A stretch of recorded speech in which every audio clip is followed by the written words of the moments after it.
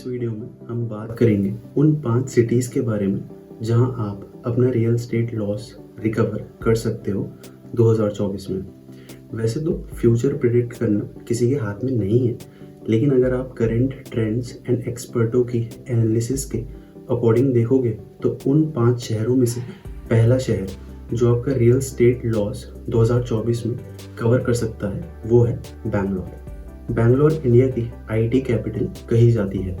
एक फलते फूलते इंफॉर्मेशन टेक्नोलॉजी के फील्ड में यंग आईटी प्रोफेशनल्स और एक स्ट्रॉन्ग फ्लो के साथ और एक स्टेबल इकोनॉमी के साथ बैंगलोर में रेजिडेंशियल कॉमर्शियल प्रॉपर्टीज़ की कंटिन्यूस डिमांड देखने की उम्मीद है। नम्मा मेट्रो एक्सटेंशन और इस तरह के कई डेवलपमेंट प्रोजेक्ट्स इन्वेस्टर्स को घर खरीदारों के लिए बैंगलोर सिटी को रियल एस्टेट में इन्वेस्ट करने के लिए और भी ज़्यादा अट्रैक्टिव बना देंगे।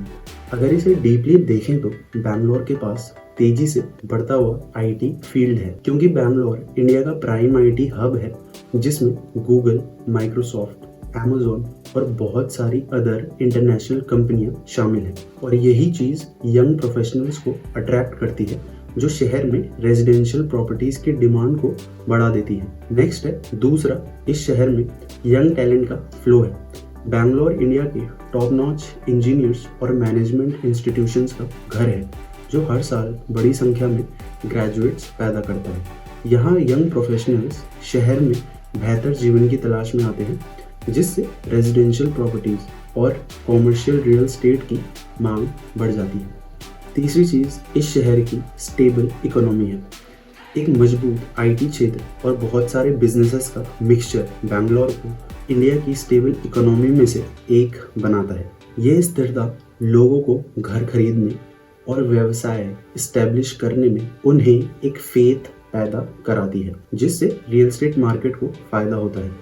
नेक्स्ट है वो ग्रोथ डेवलपमेंट इंफ्रास्ट्रक्चर्स जो अभी चल रही है और अभी वो बेसिक ही स्टेज पर हैं। बैंगलोर सरकार शहर में शहर के बुनियादी ढांचे को लगातार अपग्रेड कर रही है, जिसमें से एक है नम्मा मेट्रो एक्सटेंशन प्रोजेक्ट। ये प्रोजेक्ट शहर के बहुत से हिस्सों को जोड़ेगा और ट्रांसपोर्टेशन को आसान बनाएगा। इससे उन क्षेत्रों में रियल एस्टेट की मांग बढ़ने की उम्मीद है जहां मेट्रो लाइनों का एक्सपेंशन होगा। नेक्स्ट चीज़ जो इन्वेस्टर्स को अपनी तरफ अट्रैक्ट कर रही है वो है बैंगलोर में रियल एस्टेट मार्केट का अट्रैक्शन। शहर की स्थिर इकोनॉमी यानी अर्थव्यवस्था, यूथ की बढ़ती पॉपुलेशन और रेजिडेंशियल प्रॉपर्टीज की लगातार बढ़ती मांग जो लंबी अवधि में अच्छे रिटर्न दे सकती है। बैंगलोर में रियल एस्टेट बाजार मजबूत और स्टेबल है और ये फ्यूचर में भी ऐसा ही रहने की उम्मीद है। बैंगलोर में प्रॉपर्टी की कीमतें आने वाले टाइम में बढ़ने के लिए तैयार हैं, क्योंकि स्टेट गवर्नमेंट इंस्ट्रक्शनल वैल्यू में बढ़त करने पर ब्रेनस्टॉर्मिंग कर रही थी।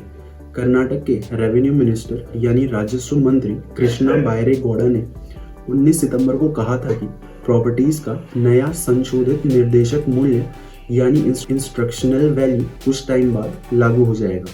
इंस्ट्रक्शनल वैल्यू वो लीस्ट वैल्यू है जिस पर गवर्नमेंट प्रॉपर्टी के रजिस्ट्रेशन की परमिशन देती है। ये वैल्यू मार्केट वैल्यू से कम है, लेकिन ये अभी भी प्रॉपर्टी की इवैल्यूएशन के लिए एक इम्पॉर्टेंट बेस का काम करता है। इंस्ट्रक्शनल वैल्यू में ग्रोथ का मतलब ये है कि बैंगलोर में प्रॉपर्टी की कीमत 20 से 30% तक बढ़ सकती है। सबसे ज्यादा ग्रोथ आईटी हब जैसे एरियाज में देखी जा सकती है। इंस्ट्रक्शनल वैल्यू में ग्रोथ के कई कारण हैं, जिनमें से एक कारण है कि बैंगलोर में प्रॉपर्टी की कीमतें हाल ही के टाइम में ज्यादा जल्दी बढ़ी हैं। गवर्नमेंट का मानना है कि इंस्ट्रक्शनल वैल्यू में बढ़ती ग्रोथ मार्केट वैल्यू को ज्यादा रिफ्लेक्ट करेगी और सरकार को प्रॉपर्टी टैक्स रेवेन्यू में ग्रोथ करने में मदद करेगी। अगर आप इस सिटी के रियल एस्टेट सेक्टर में इन्वेस्ट करने की सोच रहे हैं तो आपको खासकर निर्देशक मूल्य में वृद्धि के बारे में अपडेट रहना जरूरी होगा। राजस्व मंत्री कृष्णा बायरेगौड़ा ने यह भी कहा कि पिछले 5 सालों से मार्गदर्शन मूल्य में कोई अमेंडमेंट नहीं किया गया है, जिसके कारण मार्केट वैल्यू और मार्गदर्शन मूल्य के बीच एक बड़ा अंतर पैदा हो गया है।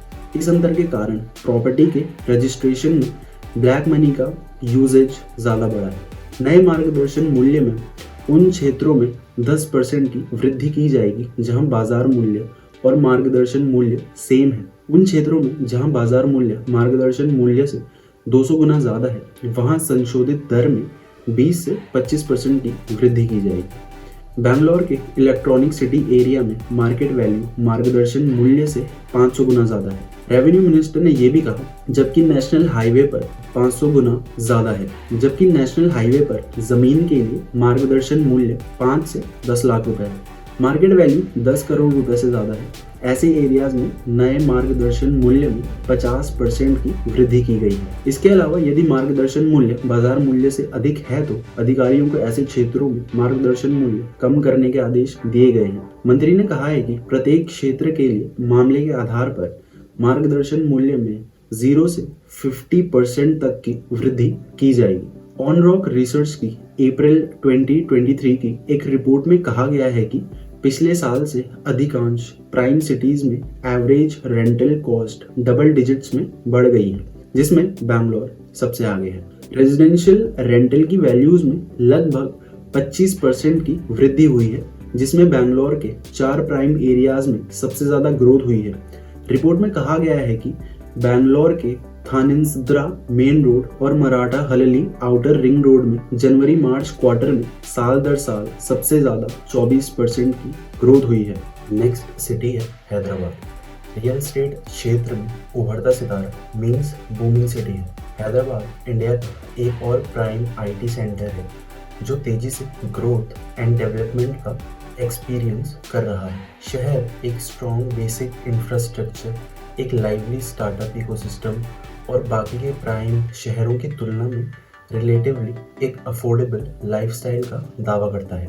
ये फैक्टर्स तेलंगाना राज्य इंडस्ट्रियल औद्योगिक प्रोजेक्ट अप्रूवल और सेल्फ सर्टिफिकेशन सिस्टम TSI पास जैसी सरकारी पहलों के साथ मिलकर हैदराबाद को रियल एस्टेट निवेश के लिए एक प्राइम डेस्टिनेशन बना रहे हैं। अगर हम इन फैक्टर्स के बारे में बात करें तो सबसे पहला आता है बेसिक स्ट्रॉन्ग इंफ्रास्ट्रक्चर। हैदराबाद में ट्रांसपोर्टेशन, बिजली, पानी और सड़कों जैसी मूलभूत सुविधाओं का एक स्ट्रॉन्ग नेटवर्क है, जिसमें नेशनल हाईवेज और एयरपोर्ट्स का एक बहुत बड़ा नेटवर्क है।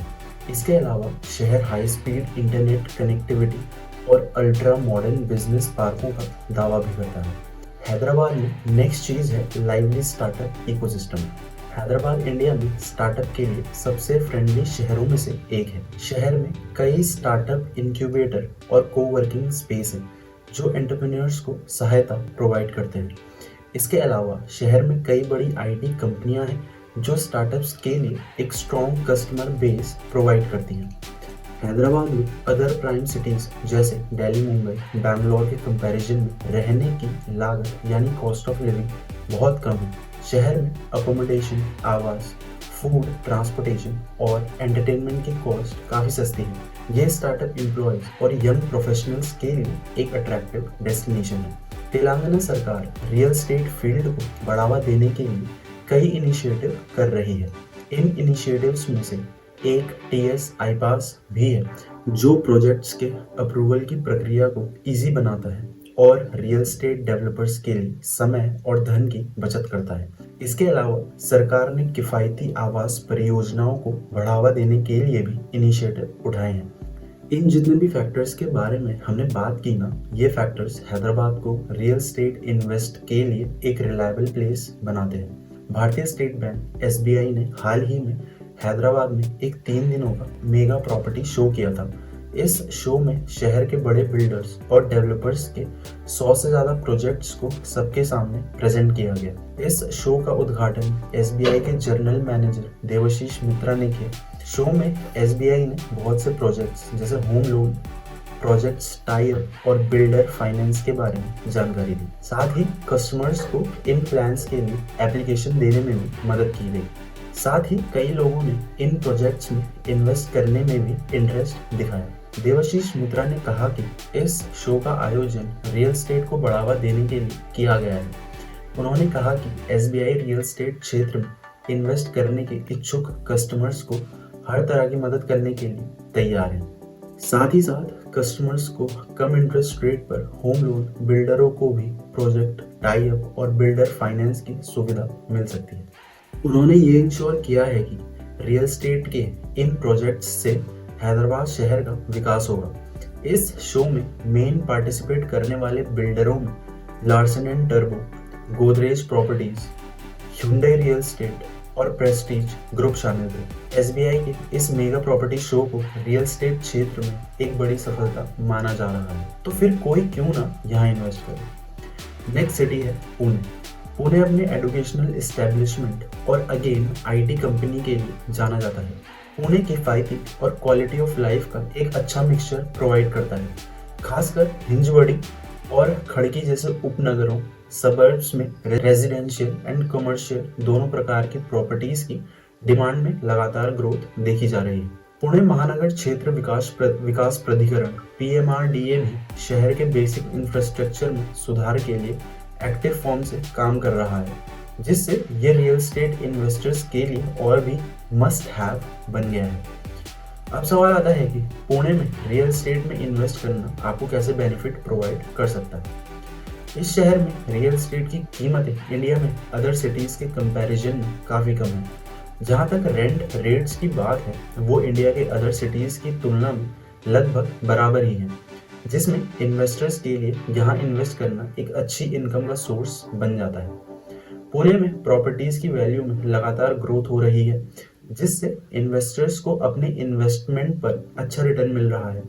PMRDA के एक्टिव रूप से काम करने के कारण प्रॉपर्टीज की वैल्यू बढ़ रही है।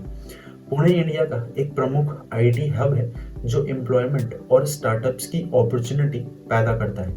यहाँ रियल एस्टेट में इन्वेस्ट करने के लिए टॉप नॉच जगहें हिंजवादी है, जो यहाँ का एक प्राइम IT हब है, और ये रियल एस्टेट इन्वेस्टर्स के लिए एक बेटर ऑप्शन भी है। खड़की पुणे का एक और मेजर ट्रेडिंग सेंटर है। नेक्स्ट है कोथरूड। ये जगह पुणे का प्राइम रेजिडेंशियल एरिया है। और नेक्स्ट प्लेसेस हैं वाणिज्य और पिंपले सौदागर। ये पुणे के मेजर सबर्ब्स हैं।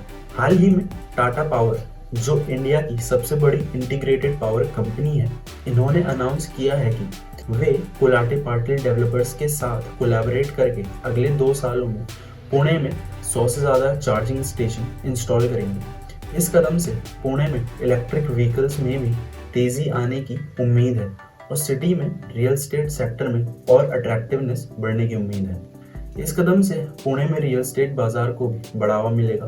इलेक्ट्रिक व्हीकल्स के लिए बेहतर बुनियादी ढांचा शहर को उन लोगों के लिए अधिक अट्रैक्टिव बना देगा जो इलेक्ट्रिक व्हीकल खरीदने पर विचार कर रहे हैं।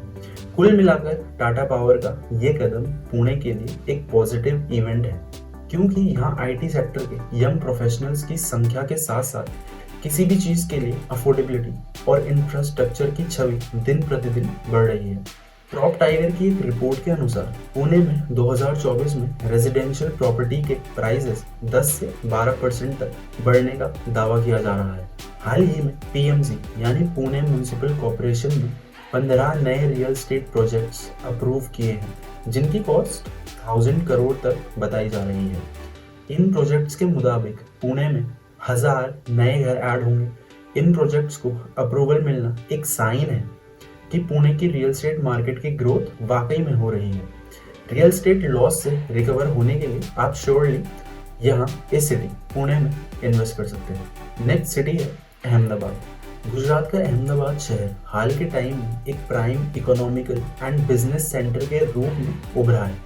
Infrastructure development, industrial growth and trade करने में आसानी पर ध्यान देने के साथ साथ अहमदाबाद घरेलू और विदेशी दोनों तरह के इन्वेस्टमेंट को अपनी तरफ इंक्लाइन कर रहा है। खासकर SG हाईवे और भोपाल जैसे एरियाज में रेजिडेंशियल एंड कॉमर्शियल प्रॉपर्टीज की डिमांड बढ़ रही है। अहमदाबाद अब केवल एक बड़ा शहर नहीं, बल्कि ये गुजरात की इकोनॉमिक बैकबोन बन गया है। फाइनेंशियल इंस्टीट्यूशंस, IT कंपनियां और मैन्युफैक्चरिंग यूनिट्स तेजी से अहमदाबाद की ओर अपना इंटरेस्ट दिखा रही हैं। यहाँ शहर इंपोर्ट एंड एक्सपोर्ट का एक प्राइम सेंटर भी बन गया है। अहमदाबाद सरकार ने शहर के इंफ्रास्ट्रक्चर के डेवलपमेंट पर भी बहुत ध्यान दिया है। नए हाईवे, फ्लाईओवर और मेट्रो लाइनें बनाई जा रही हैं।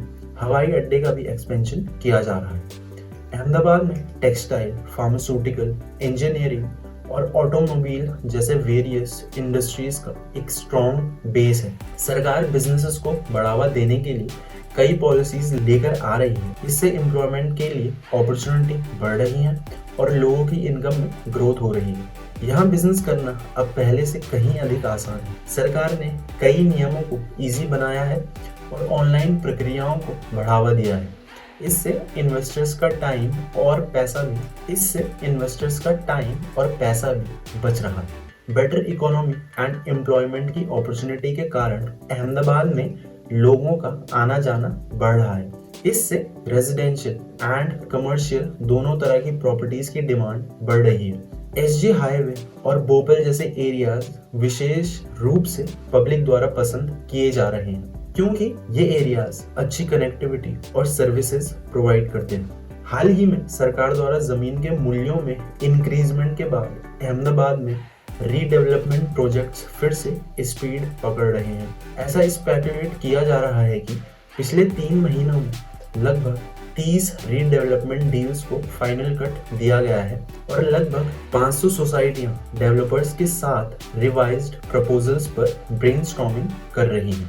अहमदाबाद में ऑफिस लोकेशंस की डिमांड भी तेजी से बढ़ रही है। जुलाई 2023 से सितंबर 2023 के ड्यूरेशन में 9 शहरों में टोटल ऑफिस लोकेशन की सप्लाई 19.3 मिलियन स्क्वायर फीट तक पहुंच गई है, जो साल दर साल 94% की ग्रोथ दर्शा रही है। अहमदाबाद का बिजनेस फ्रेंडली माहौल फॉरेन इन्वेस्टर्स को भी अपनी तरफ इंक्लाइन कर रहा है।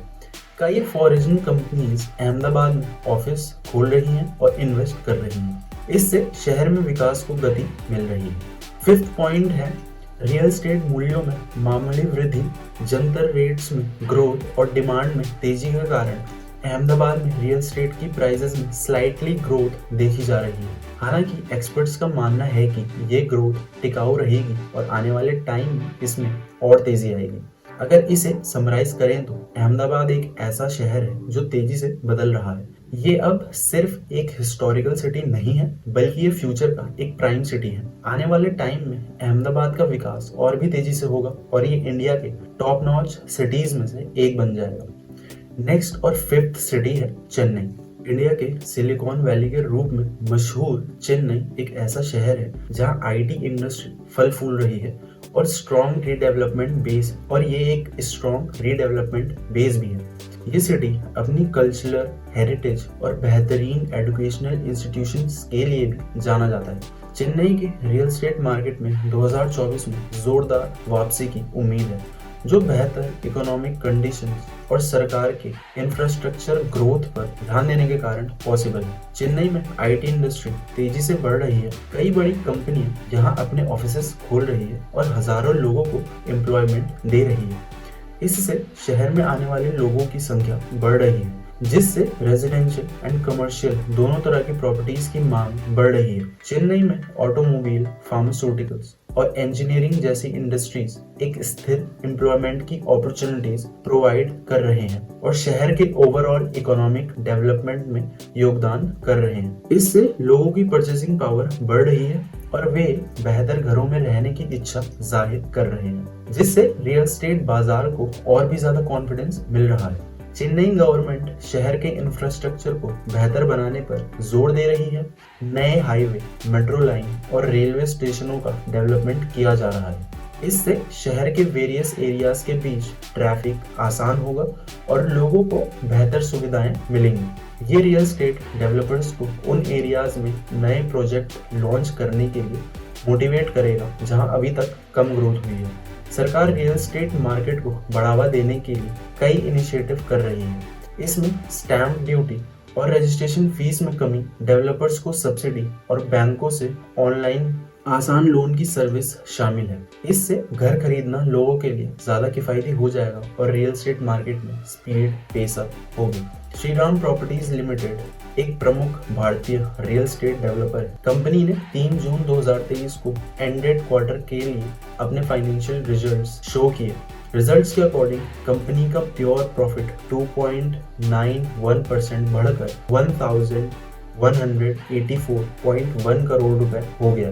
ये पिछले फाइनेंशियल ईयर में सेम क्वार्टर में 1151.1 करोड़ रुपए था। नेट प्रॉफिट में ग्रोथ के पीछे कई फैक्टर्स हैं, जैसे इंडिया की इकोनॉमी में सुधार के कारण लोगों की इनकम में बढ़त हो रही है और वे बेहतर घरों में रहने की इच्छा रख रहे हैं। चेन्नई एक प्रमुख आईटी केंद्र है और यहाँ कई बड़ी आईटी कंपनियां हैं। इन कंपनियों के कर्मचारियों की मांग के कारण चेन्नई में रियल एस्टेट मार्केट में तेजी देखी जा रही है। श्रीराम प्रॉपर्टीज की सेल्स इनकम भी इसी ड्यूरेशन में 10.3% बढ़कर 2434.1 करोड़ हो गई है। कंपनी ने इस क्वार्टर के दौरान 1284 करोड़ रुपीस के नए प्रोजेक्ट्स लॉन्च किए हैं।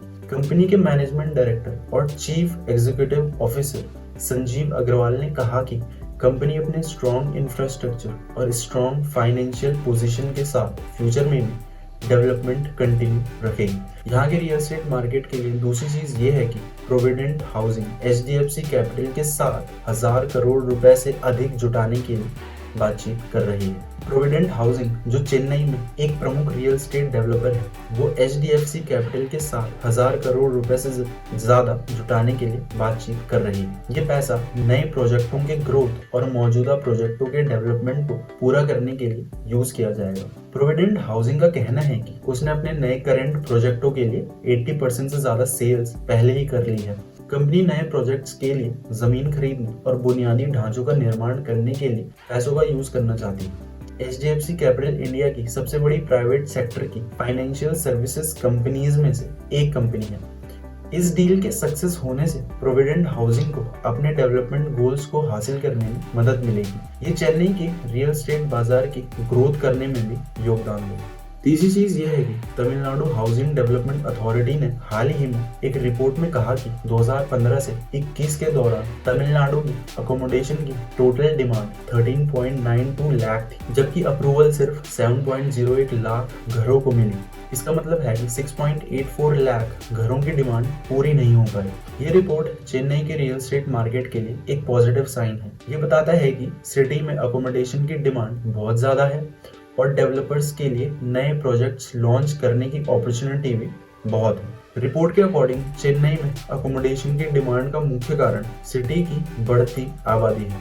शहर की जनसंख्या 2015 में 11.4 मिलियन थी, जो 2021 में बढ़कर 13.7 मिलियन हो गई।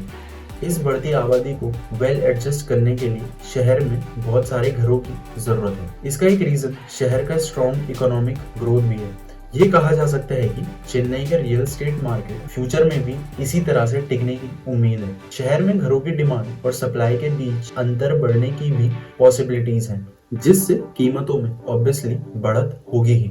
इसे अगर समराइज किया जाए तो हम चेन्नई के रियल एस्टेट मार्केट से 2024 में बढ़ने की उम्मीद कर सकते हैं, जहां रियल एस्टेट कस्टमर्स को जरूर इन्वेस्ट करना चाहिए। दोस्तों, अगर वीडियो अच्छी लगी हो तो वीडियो को लाइक, शेयर और चैनल को सब्सक्राइब करना ना भूलें। More informative content is on the way. Thanks for watching.